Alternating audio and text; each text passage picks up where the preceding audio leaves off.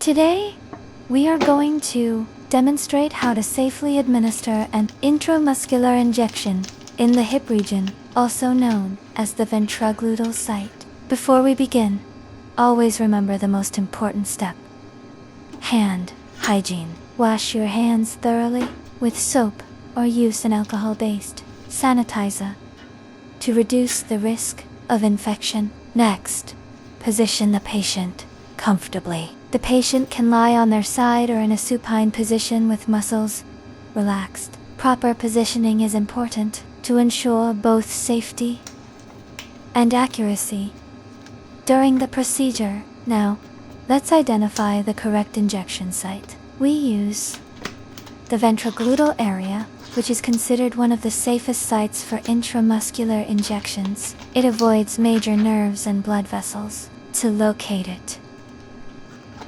place the palm of your hand over the patient's greater trochanter of the femur. Point your index finger toward the anterior superior iliac spine and spread your middle finger backward along the iliac crest. The area between your index and middle finger forms a V shape. This is your correct and safe injection site. Once the site is identified, clean the area properly using an alcohol swab or antiseptic solution. Allow it to dry completely before proceeding. Prepare the syringe by checking the medication carefully. Remove any air bubbles to ensure accurate dosing. Now, insert the needle at a 90-degree angle directly into the muscle. The needle should go deep enough to reach the muscle tissue for proper absorption of the medication. After inserting the needle, you may perform a gentle aspiration if required by protocol. If no blood appears, slowly inject the medication at a steady pace.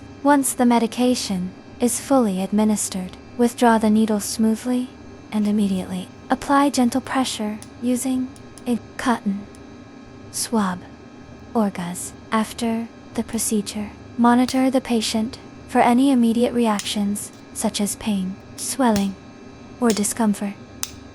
And finally, always remember, intramuscular injections are medical procedures that should be performed with proper training, correcto tequinique, and strict hygiene standards.